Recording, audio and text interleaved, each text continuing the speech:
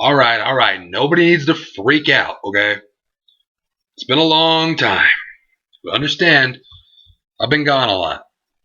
I went to Disney World, Universal Studios, all that good stuff. Flew around my boy Harry Potter. Uh, I went to Miami. Went to the playoffs. Speak of the devil, back to the finals 4 times.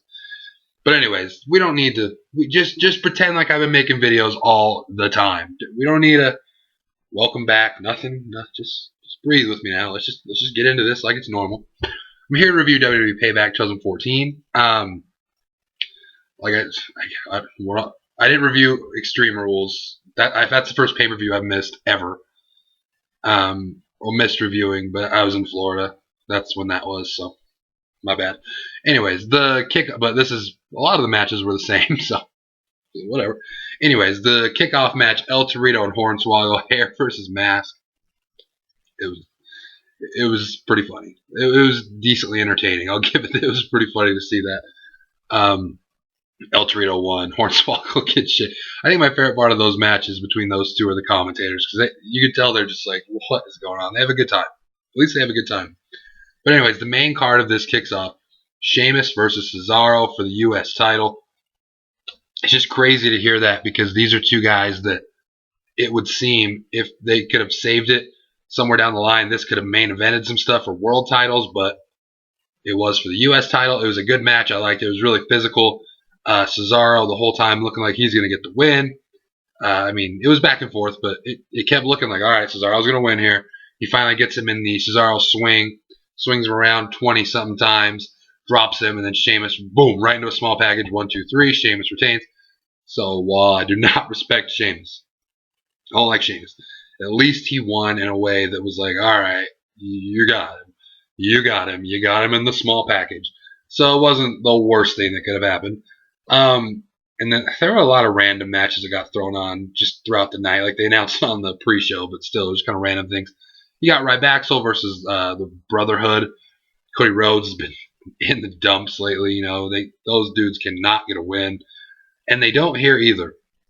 Ryback gets the win. Cody takes the pin. He gave a whole pre-game speech before the match, talking about how, this is our night, we're going to get back at it. They didn't, and Cody grabs the mic and he's like, brother to brother, you need a better tag partner than me. Heart-wrenching stuff. Heart-wrenching stuff.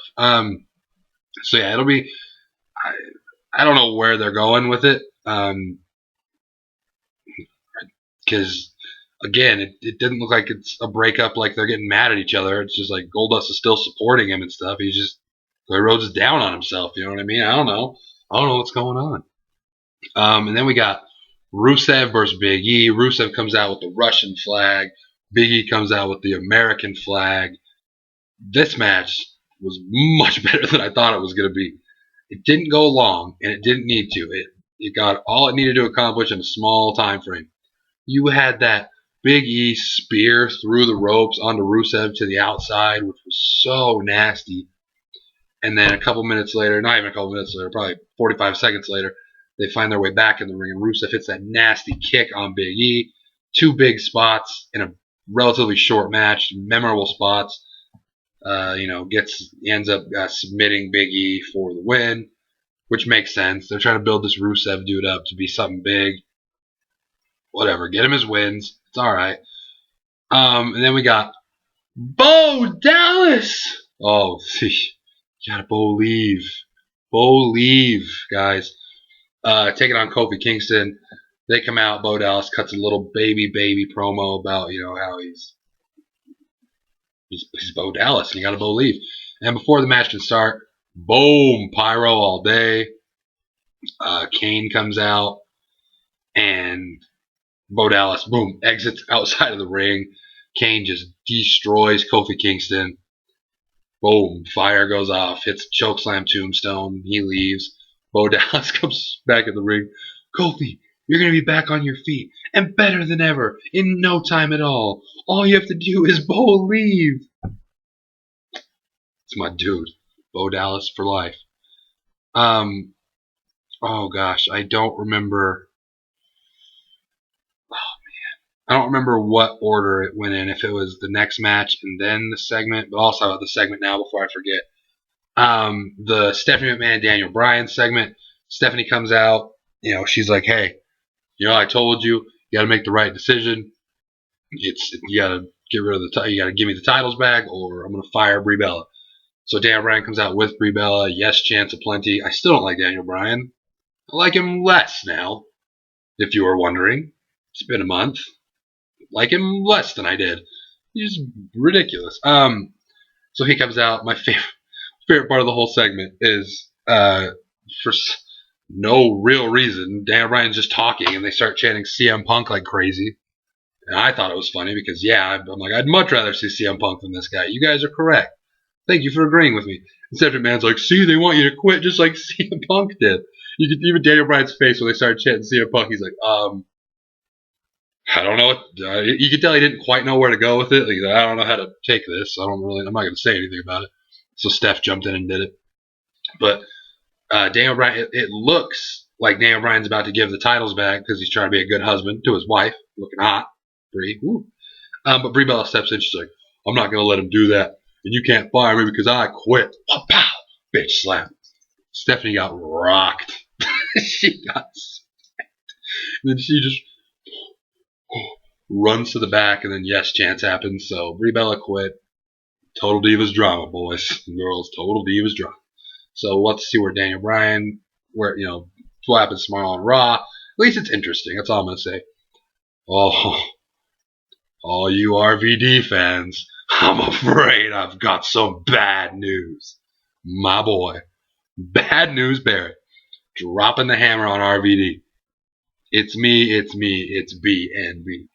Bad news, Barrett versus RVD. And Sheamus versus Cesaro. It's crazy to have, the US and IC titles defended on the same card. It doesn't happen often anymore. It's once or twice 8 months sort of thing. I don't even, if that. But it was a pretty good match. RVD had some cool spots. He had some cool kicks and some outside of the ring stuff. I'll give it to RVD. That dude is not afraid to say, all right, smack the shit out of me into this thing. And he did. And Bad News Bear ends up hitting the bull hammer elbow, getting the win. So both of the mid-card champions retain. And both in pretty good matches. I just wish Cesaro would have got the win. But that's okay. So Bad News Bear retains.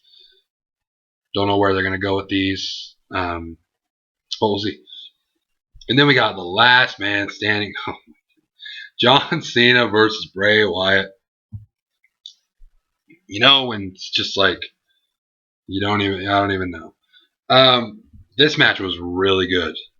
This was really good.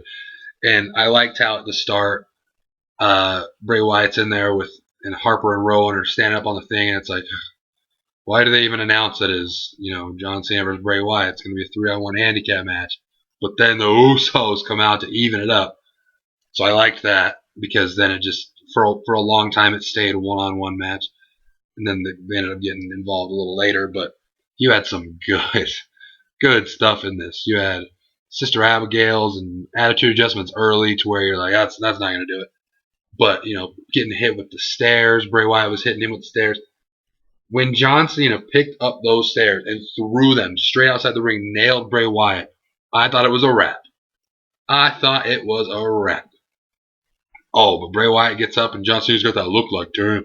And then Cena jumps out of the ring, gets caught. Sister Abigail on the floor.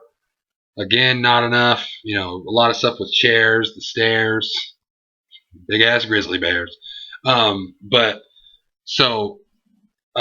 a while, all four of the non-members of the match went out. The two Wyatt guys end up running back in, ganging up on John Cena. Then the Usos come, even it up again.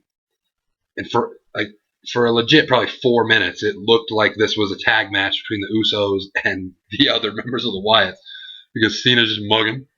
And Bray Wyatt's, he's on the ground. They went and helped him up because he was about to get the 10 count. And they helped him to his feet. Michael Cole yelled, "He's down over here, ref." It's like he's just chilling. He's just chilling. It's all good. And then, superplexes through tables and tables over here, and everyone's going crazy. And then it finally got back to Cena, Bray Wyatt again. They fight deep into the crowd. Cena finally hits an attitude adjustment through something onto the floor, pushes a huge thing off over the top of him and stands on top.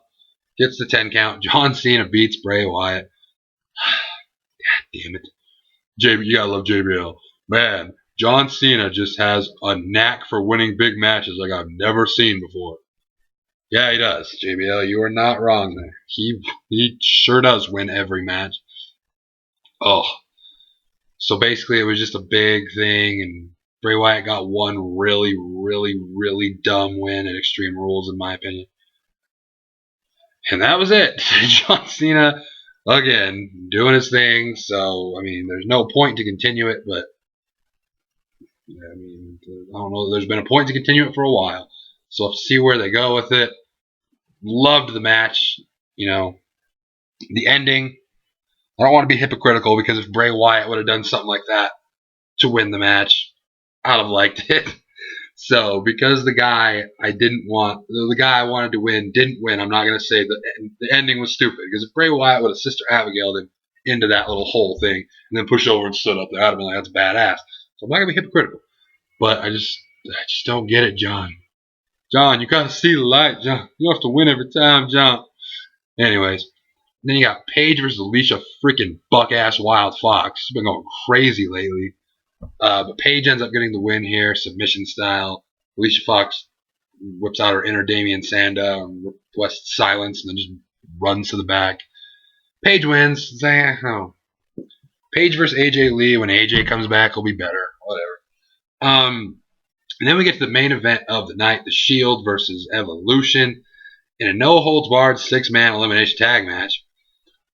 My only problem with this, well, 2 problems with this match, but my first problem with this match is it just seems like this match didn't quite know what it was or what it wanted to be. All 6 of them start in the ring. They ring the bell, they go crazy. Everyone's fighting everybody, which makes sense. It's, no holds barred. And then after like 5 minutes, they all retreat back to the ring, and then it becomes a normal 6-man tag in and out match. I'm like, well, and then like Triple H would bring one of the members of the Shield into the corner and start beating him, and Randy Orton's like looking at the ref like not wanting to touch him. Like it's no holds barred. You guys were just fighting all around the arena, but you think you're gonna get disqualified if you hit him because he's in your corner? It's just like the psychology was just so confusing because you're like, okay, so they can hit. You can use weapons. There's no count out. You can be anywhere in the arena. But if you're not the legal man and you hit him while you're in your corner, you lose. Like, what the hell is going on here? So that was confusing. And then it became more confusing because then again, it all breaks out into hell and they're everywhere. I don't know. But this match is going forever. And there's like 5 minutes left in the show. And all of a sudden it's like, all right, there's no eliminations yet. And oh man, the part of the match where all 3 members of Evolution had Roman Reigns and they ripped all the stuff off and they all were just taking turns hitting him with kendo sticks while he was draped over the steps. I pulled on my heartstrings from my man Roman Reigns, I'll tell you. That was some devastating, tight looking stuff. It just showed his back all nasty. God damn it. Seth Rollins jumping off, Lord knows how he got up there, I don't even know. And then everyone gets back in the ring. Rollins ended up getting the pin on Batista, but Roman Reigns hit the spear, but Rollins got the pin. So Batista was gone, and I'm like, oh crap. Because I wanted Evolution to win this. I really did. Roman Reigns and Randy Orton, they're kind of a wash, but after that, the 2 Evolution dudes are my boys over the other 2. But Batista gets eliminated by Rollins. I'm like, ugh. Here we go. And then not too long after that, Dean Ambrose eliminates Randy Orton after he gets dirty deeds on the chair. But Batista and Orton try to on their way out, try to make a last stand to help Triple H. Orton ends up sliding him the sledgehammer. And it looks like Triple H is going to do some damage, make some moves. He didn't. He got a spear by Roman Reigns. 1, 2, 3. And he just Evolution gets beat 3 eliminations to 0, and the Shield wins in John Cena-esque fashion. I know a lot of you aren't going to agree with that, but I just mean it from the point of view where they got their ass kicked the whole time, and then not one of them gets eliminated. All right, I like the Shield. You know, I'm not completely devastated they beat Evolution. Like I said, Roman Reigns is my boy, but it's like, really, that's how it's going to go down. I wanted Evolution to win more so because in my mind, I thought they were going to build. I mean, they still might. I thought the point was they were going to build towards Triple H versus Roman Reigns in a singles match at SummerSlam. So I would have had, say, Ambrose get eliminated first, then Rollins, and then have Roman Reigns against the other three. Find a way to eliminate at least one of the Evolution guys, you know, whether it be Orton or Batista, get rid of one of them, and then sort of, I mean, I guess maybe both of them, but even just eliminate one of them. Then Triple H catch him with a pedigree. So then later on, Roman Reigns gets Triple H one-on-one, beats him at SummerSlam. That's where my head was going. That's not what it was. So it looks like the Shield is just the shit now, and they're just going to beat everybody because they beat Evolution 3 eliminations to nothing after getting their ass kicked the whole time. But hey, I enjoyed myself this pay-per-view. I had a good time. Let me know what you thought of it. Let me know what you thought of, are you okay with the Shield going 3-0 on them? Maybe you are. And hey, it's your opinion, guys. You can do that. But like I said, let me know what you thought down below. Anything you want about this show, anything that's been happening anywhere. I will see you